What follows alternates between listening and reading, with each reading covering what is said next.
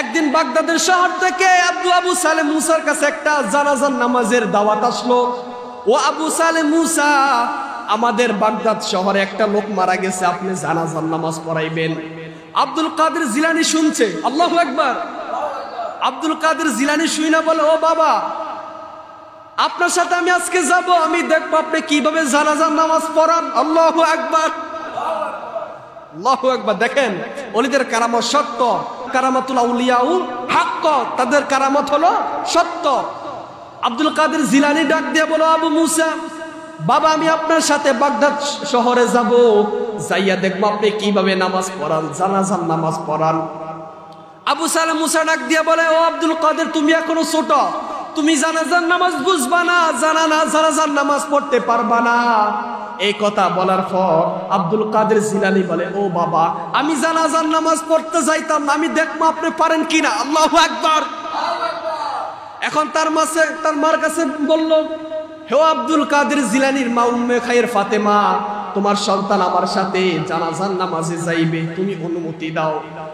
উম্মুল খায়ের ফাতেমা বলল, আমার সন্তান যেহেতু বলেছে যাইবে, আমার সন্তানকে নিয়ে যান। এটা বইলা রেডি করিয়া বাগদাদ শহরে আব্দুল কাদের জিলানীকে নিয়ে গেলেন। যেই মাত্র আব্দুল কাদের জিলানীর সামনে লাশ আসলো, মরা মানুষ জিন্দা কইরা ফালাইলো। আল্লাহু আকবার। যে মানুষটা মারা গেছে তার দুইটা সন্তান ছিল, দুইটা সন্তান আইসা কান্না করতেছে। আব্দুল কাদের জিলানী তার বাবাকে বলো, আব্বা, আপনাকে আনছে ইমামতি করার জন্য। এখন যে দুইটা ছেলে কান্না করে, আপনার কি মায়া লাগে না? আল্লাহু আকবার। দেখেন ওলিদের কারামত সত্য। এ কথা বলার পর যে মাত্র বলছে, বাবা আপনি কি মায়া লাগে না? আবু সালেহ মুসা বলে, হে আব্দুল কাদের, বেশি বাড়াবাড়ি করিস না, তুই একবার আমাকে শরম দিয়েছস, জান্নাতি জাহান্নামী সিনাইয়া, এখন আবার আমাকে শরম দিবি। আল্লাহু আকবার। এ কথা বলার পর এখন আবু সালেহ মুসা বলে, আব্দুল কাদের, বেশি কথা বলিস না, চুপ করে দাঁড়াই থাক। আব্দুল কাদের বলে, বাবা, আপনি যদি মরা মানুষ জিন্দা না করতে পারেন, তাহলে আপনি কেন ইমাম হলেন? আল্লাহু আকবার। আব্দুল কাদের জিলানী বলে, আপনি যদি মরা মানুষ জিন্দা না করতে পারেন, তাহলে আপনি কি ইমাম সাহেব? সুবহানাল্লাহ। আব্দুল কাদের জিলানী আপনি ডাক দিয়ে বলে, ও আব্দুল কাদের, তুই কি পারবি না মরা মানুষ জিন্দা করতে? বলে, আল্লাহ, আপনি আমাকে একটু অনুমতি দেন। আল্লাহু আকবার। আব্দুল কাদের জিলানীকে যেই মাত্র অনুমতি দেওয়া হলো, আব্দুল কাদের জিলানী কাফর খুইলা কুম্বি ইজনিল্লাহ বলতে দেরি হয়, মরা মানুষ জিন্দা হইতে দেরি হয় না।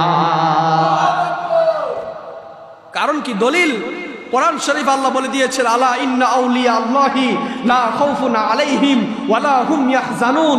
যারা আমার বন্ধু, তাদের দুনিয়াতে কোনো চিন্তা নাই, আখিরাতে কোনো চিন্তা নাই। তাদের জন্য আল্লাযিনা আমানু ওয়া কানু ইয়াত্তাকুন লাহুমুল বুশরা ফিল হায়াতিদ দুনিয়া। তাদের জন্য দুনিয়াতে সুসংবাদ, আখিরাতে সুসংবাদ ঘোষণা কার?